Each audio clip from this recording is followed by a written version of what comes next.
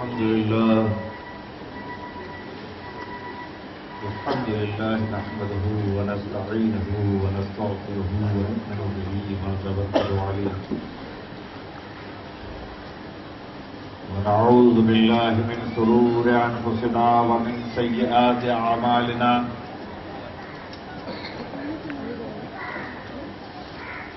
من يهده الله فلا مضل له ومن يضلله فلا هادي له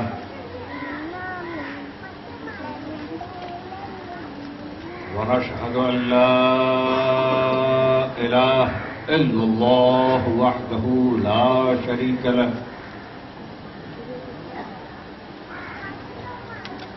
ونشهد أن سيدنا ونبينا وكريمنا وغيثنا وغياثنا ومغيثنا ومنجانا ومعوانا ومولانا محمدا عبده ورسوله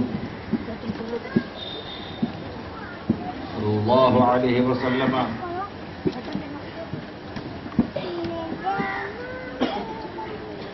أرسله بالحق بشيرا ونذيرا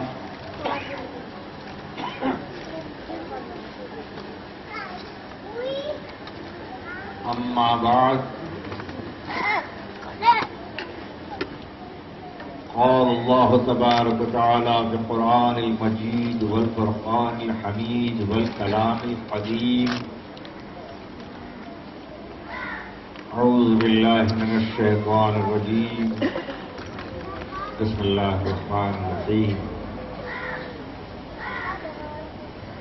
ألا إن أولياء الله لا خوف عليهم ولا هم يحزنون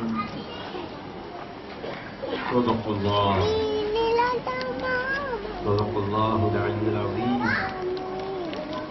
وصدق رسوله النبي الكريم ونحن على ذلك من الشاهدين والشاكرين الحمد لله رب العالمين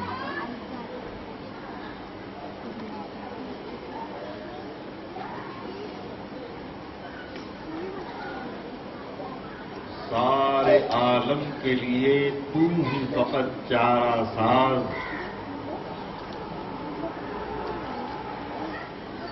سارے عالم کے لیے تو ہی فقط چارہ ساز اے کہ تو بندہ عالم کے لیے بندہ نواز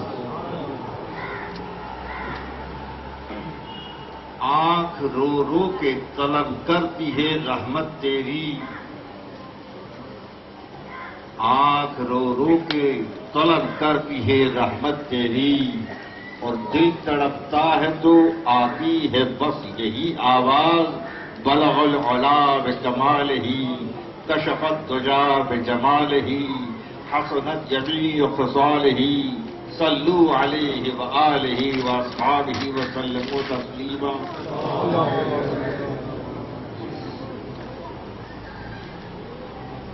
لا الہ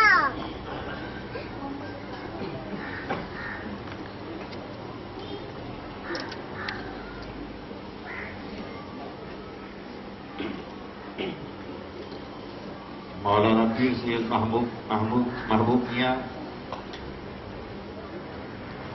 نے اپنی تقریر کا لب لباب اور مفہوم موضوع سخن جس مشہور و معروف آیت کریمہ کو بنایا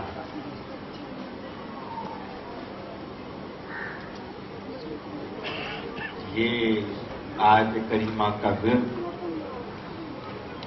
شب و روز میں ہفتوں میں مہینوں میں نہ جانے ہم کتنی بار پڑھتے ہیں سنتے ہیں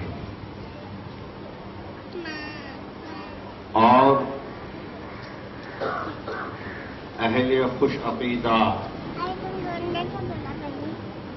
اکثر اس کے معنی اور مفہوم سے واقف ہیں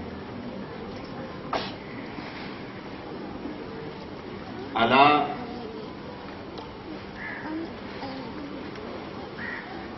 نہیں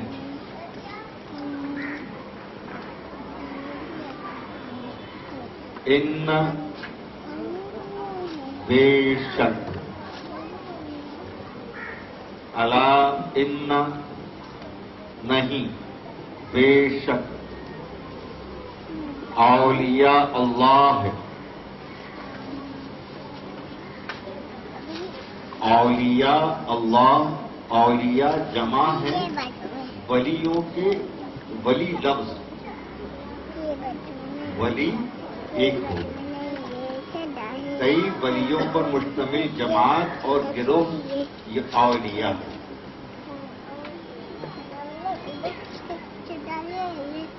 پرزور طریقے سے آیا، الا پہلے نہیں، ان بے شک، اس میں مہر ثبت ہے۔ حالانکہ قرآن میں پھر اس کو سرٹیفائی کرنے اور دکھانے کی کوئی ضرورت نہیں تھی، مگر عالم الغیب کو پتا ہے کہ کچھ ایسے لوگ بھی ہوں گے جو اس کے معنی اور مفہوم ہی بدل دیں گے، اس لیے میں خود ہی گواہی دے دوں کہ میں علیم و خبیر ہوں، میں سمیع و بصیر ہوں، میں قادر مطلق ہوں، باوجود اس کے میں کہہ رہا ہوں بے شک۔ جب میں خالق عزیز، جب میں خود کہہ رہا ہوں کہ بے شک، تو تمہیں شک و ریب کب سے ہونے لگا؟ ان اولیاء اللہ، اللہ کے ولیوں، پھر ایک بار لا خوف نہیں علیہم ولا ہم یحزنون، نہ غم،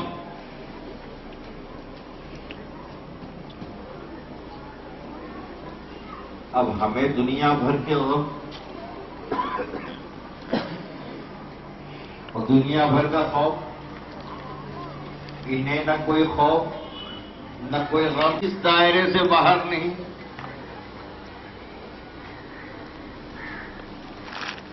وہ کہتے ہیں نا کہ مجھ کو کیوں دیتے ہو زہر زندگی،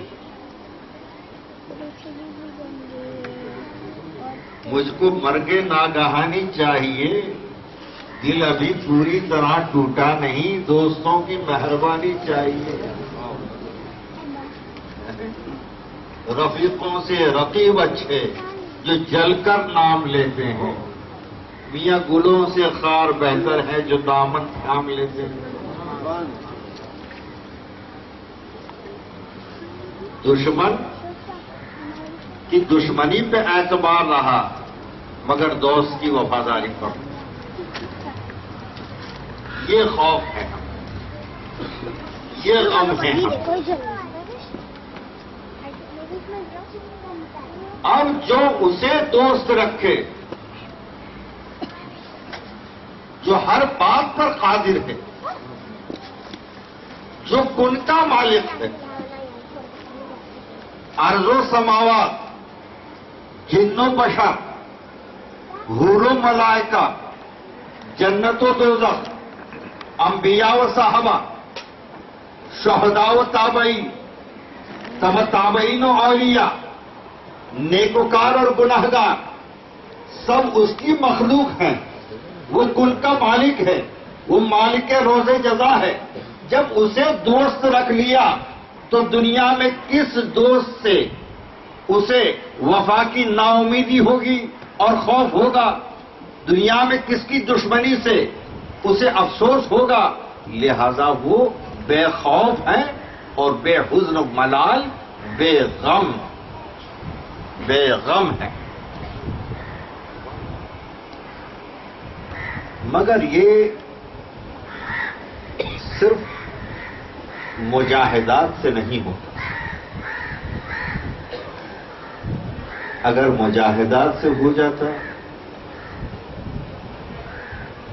تو غوث اعظم کو 40 سال بلاد عجم کی عبادات سے حاصل ہو جاتا۔ کیا ضرورت تھی پیران پیر، روشن ضمیر، دستگیر کہ اپنا ہاتھ بطور بیعت کسی کے ہاتھ میں دے؟ کیا ضرورت تھی سلطان ہند کو کہ پورے ہندوستان کے سلطانوں اور صوفیوں کے جو مہاراجا ادھیراج کہ خواجہ ہے عثمان ہارونی علیہ الرحمہ کے ہاتھوں میں اپنا ہاتھ دیں.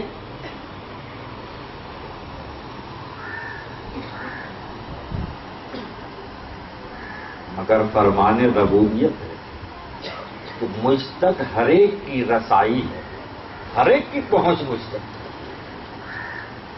مگر جنبش مکن ہوشیار باش، اگر آؤ تو سلیقے سے آؤ.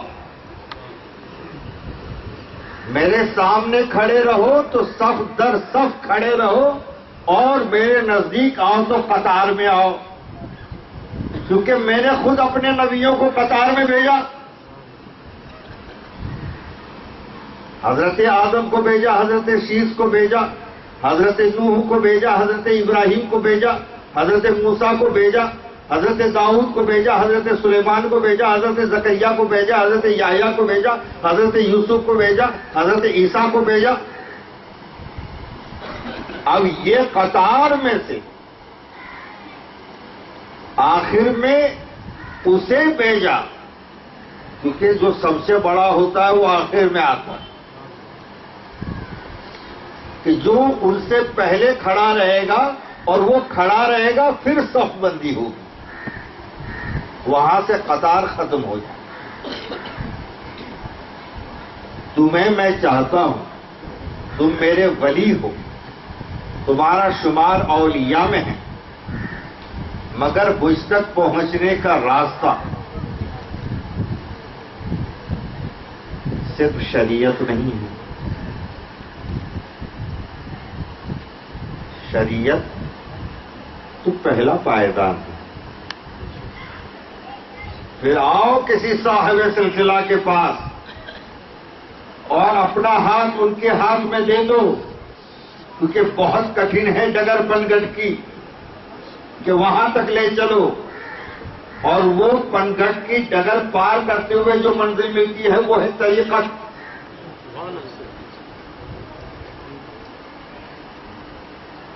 اب طریقت میں پوری طرح ملوث ہو چکے، انوالو ہو چکے. اب جیسے محبوب علی میاں نے فرمایا، وہ پہچانتا ہے، بہت خوب بات، بہت خوب لفظ کا استعمال کیا. وہ علیم ہے، سب کچھ جانتا، وہ خبیر ہے، ہر چیز کی خبر رکھتا. مگر جاننا الگ بات ہے، پہچاننا الگ بات ہے.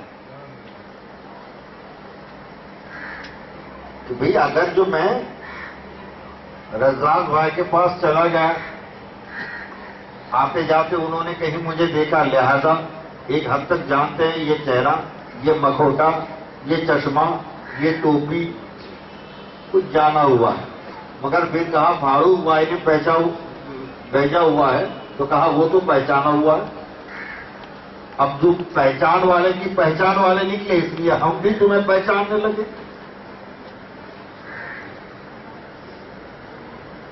اب جب پہچان ہوئی طریقت کے توسل سے، طریقت کے توسل سے، طریقت کے ذریعے سے، تو پہچان کا مطلب کیا ہوا؟ معرفت.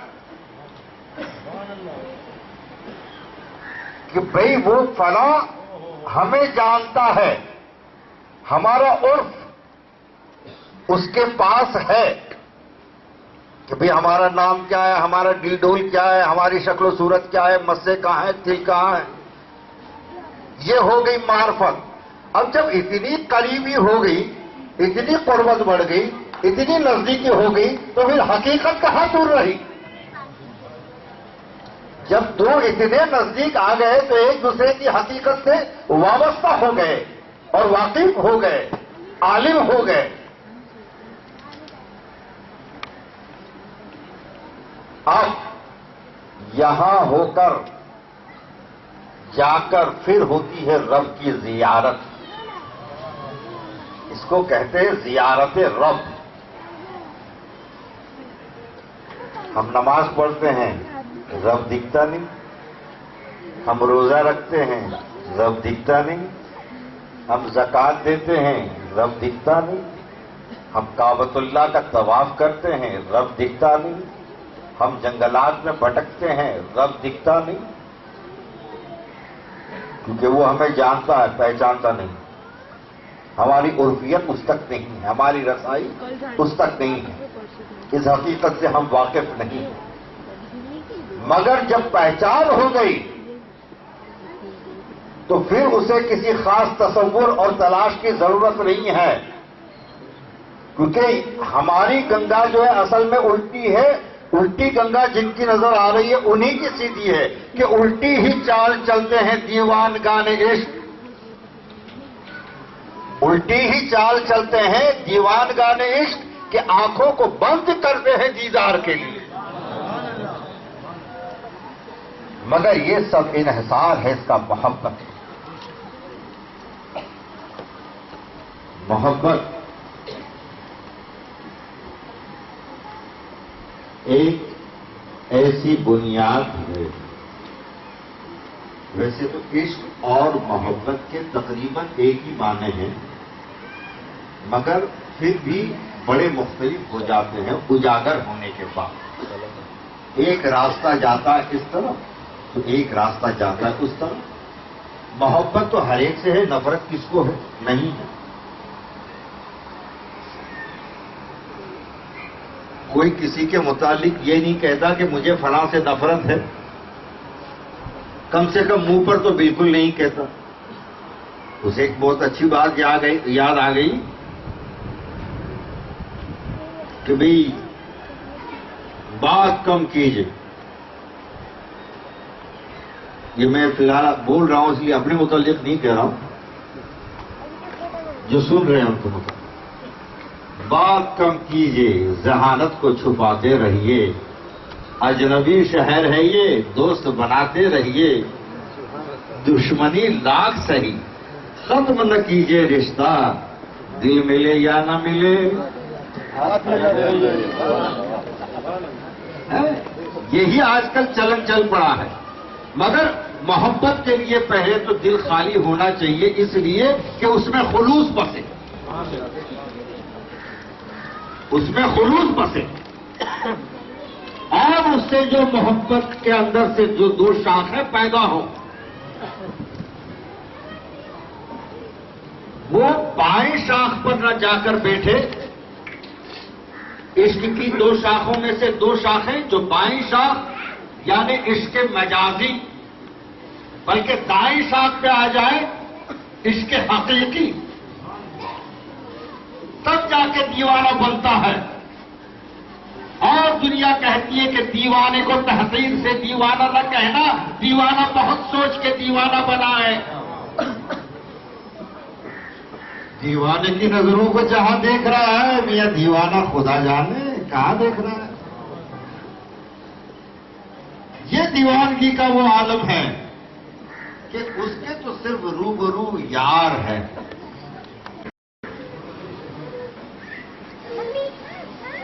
اور وہ پیر کامل عشق مجازی سے نہیں عشق حقیقی سے ہمیں ملے گا.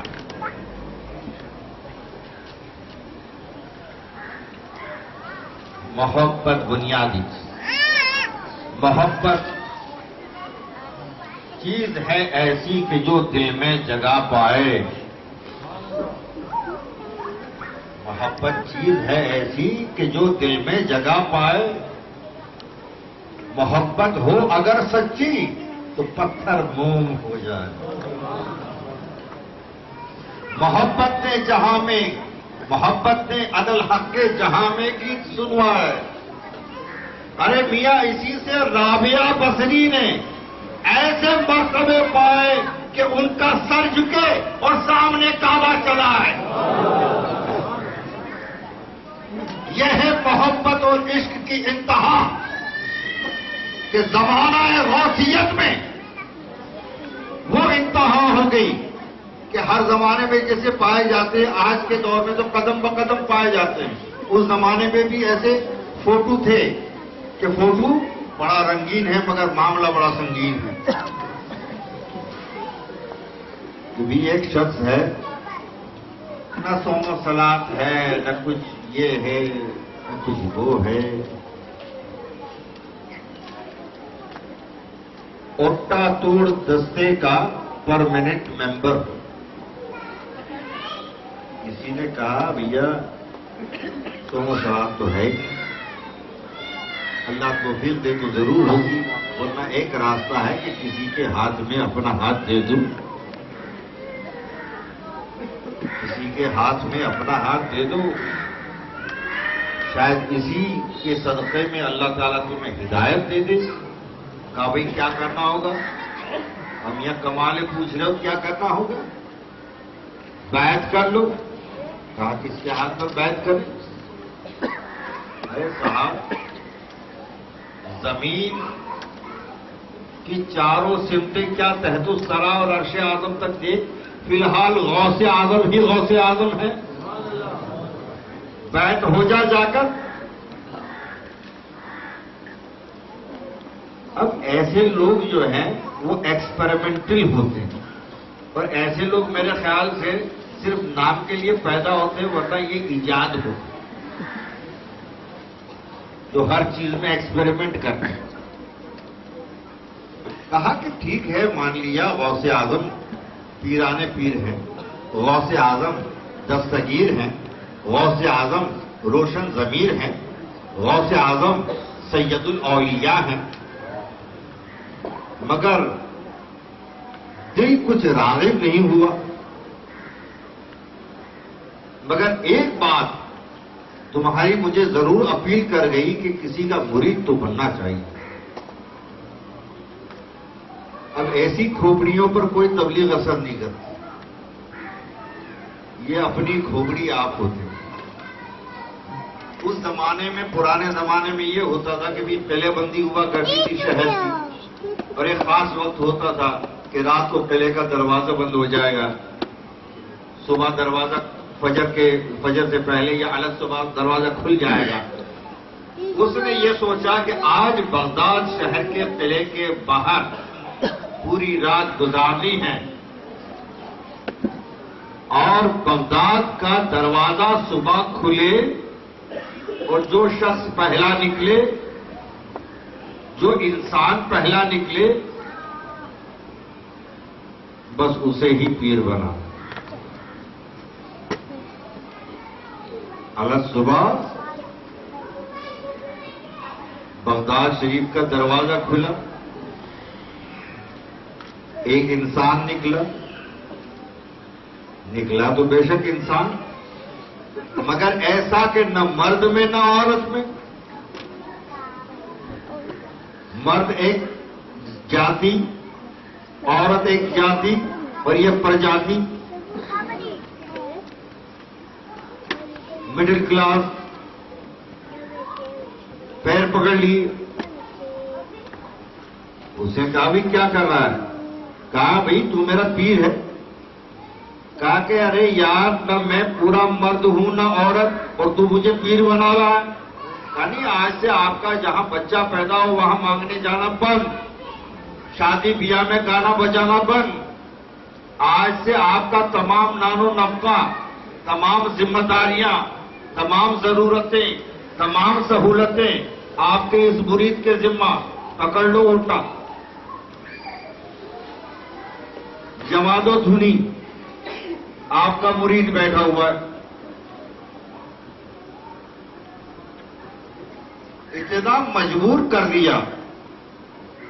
ایک ٹائم کے لیے آپ کی یہاں پر یہ جو میں نے کہا کہ بھی نہ مرد میں نہ عورت میں، اور عام طور پر ایسی جماعت کو جن ناموں سے ہم پکارتے ہیں، کیونکہ ہماری معزز خواتین اذان یہاں پر تشریف فرمائے، اس لیے وہ لفظ استعمال نہیں کر رہا ہوں، مگر یہ آپ کے ذہن نشین رہے. بہت اچھی بات ہے کہ فصیح اردو یعنی پالش اردو میں اسے خواجہ سرا کہا جاتا ہے. خواجہ سرا باہرا بٹھا دیا اسے وہاں، خدمات میں لگ گیا.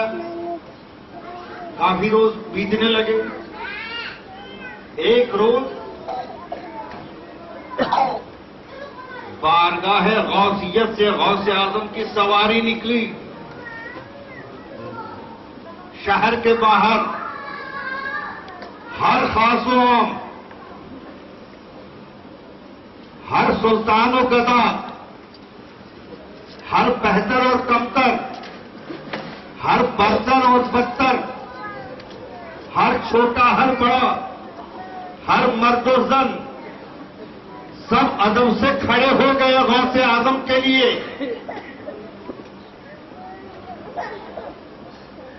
اور وہ شخص بیٹھا دیکھتا رہا، کھڑا نہیں ہوا.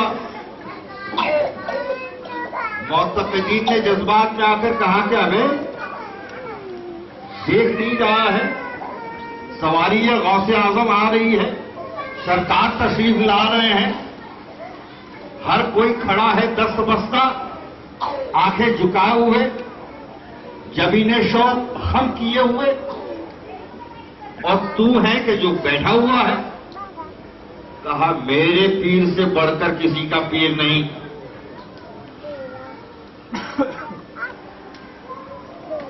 غوث اعظم کی سواری کہ جو ممبر پر الہام ہو رہا ہے اللہ تعالیٰ کی طرف سے کہ غوث اعظم عبد القادر کہہ دو کہ تمام دنیا کے اولیاء کی گردنوں پر میرا سر ہے، پیر ہے. یہ الہام ہو رہا ہے، یہ غوث اعظم کی سواری نکل رہی ہے، اور وہ کہہ رہا ہے کہ میرے پیر سے بڑھ کر کسی کا پیر نہیں. عجیب بات ہے مگر صحیح بھی ہے. عجیب ہمارے لیے ہے، عجیب سننے والے کے لیے ہے، عجیب ان لوگوں کے لیے ہے جو اس وقت وہاں دیکھ اور سن رہے تھے، جو غصے میں آ رہے تھے، مگر صحیح غوث اعظم کے لیے تھی. جیسے کانوں میں یہ آواز پڑی، کہا کس نے یہ جملہ کہا، اسے پکڑ کر لے آؤ. لوگ باغ اسے پکڑ کر لے آئے کہ یہ ہے. کہا کہ بھی کون ہے تیرا پیر؟ کہا کہ وہاں کونے میں. کہا بلواؤ اسے. اس خواجہ سرا کو بلوائے. کہا کہ سرکار میں کوئی پیر ویر نہیں ہوں، میں نہ تو پورا مرد ہوں نہ تو عورت ہوں، اور یہ مجھے زبردستی کئی دن سے اوٹے کی لوکپ میں بند کیے ہوئے ہے، خدمتیں کر رہا ہے، پیر بنا رکھا ہے. مجھے پتا نہیں تھا آپ کی سواری یہاں سے نکل رہی ہے، میں تو کونے میں پڑا ہوا تھا. جلال غوثیت اس کے عشق کے اوپر آ گیا، اور جمال غوثیت ایسی برسی کہ غوث اعظم فرما رہے ہیں کہ یہ عقیدہ تیرا، یہ عشق تیرا، اللہ سے دعا ہے. اس مرید سے کہا کہ آج کے بعد تو بھی پیر ہے، اور آپ نے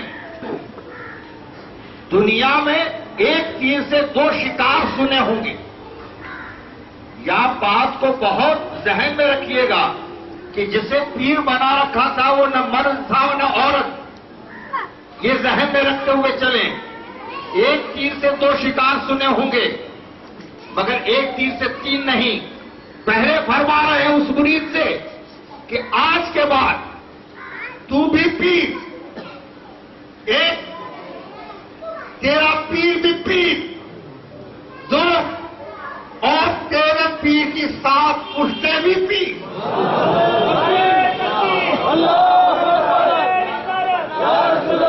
جب یہ عقیدہ صرف غریبوں کو ہی ہونا چاہیے، مگر خون سے پتی کی وہاں پر اوقات ہے، وہاں تو قدم رکھ دینے کے بعد میں سرکار کے سامنے سبھی غریب ہیں. کہ شہاب الدین غوری جب آتا ہے ہندوستان میں اور پتہ چلتا ہے کہ سرکار غریب نواز ہندوستان میں تشریف فرما ہے، لہذا پہلے ان سے دعائیں لی جائیں اور پھر اپنا مشن شروع کیا جائے. ایک خادم کو بلایا اور عرض کیا کہ سرکار غریب نواز سے جا کر یہ کہو سلطان شہاب الدین آئے ہیں. سرکار غریب نواز ایک مٹی کے لوٹے سے وضو فرما رہے. وضو فرما رہے ہیں اور خادم نے عرض کی سرکار سلطان شہاب الدین آئے ہیں. سرکار جلال میں آ گئے. کہا کہ سلطان شہاب الدین کہ یہاں کیا کام؟ یہ ہمارا اور آپ کا زمانہ نہیں تھا کہ پوری نصیحت سر پہ سے باؤنسر ہو جائے. وہ کھوپڑی توڑ کے دماغ میں پیوس ہو جایا کرتی. کہنے والے تو کہہ رہے ہیں مگر سمجھنے والا کیا سمجھ رہا؟ جیسے جا کر کہا کہ صاحب سرکار بڑے برہم ہو رہے ہیں، ناراض ہو رہے ہیں کہ سلطان شہاب الدین کا یہاں کیا کام ہے؟ شہاب الدین نے کہا نزدیک بلا کر کہ ان سے جا کر کہو، ان سے جا کر کہو کہ غلام شہاب الدین آیا ہے. جا کر عرض کیا سرکار غلام شہاب الدین آیا. کہا بھیجو. جیسے ہی نظریں چار ہوئی وہ لوٹا مٹی کا جس سے وضو بھروا رہے تھے آپ نے زور سے پھینکا اور کہا کہ جاؤ رائے پتھورا کو ہم نے تمہارے حوالے کیا. یہ ہے ادب و آداب.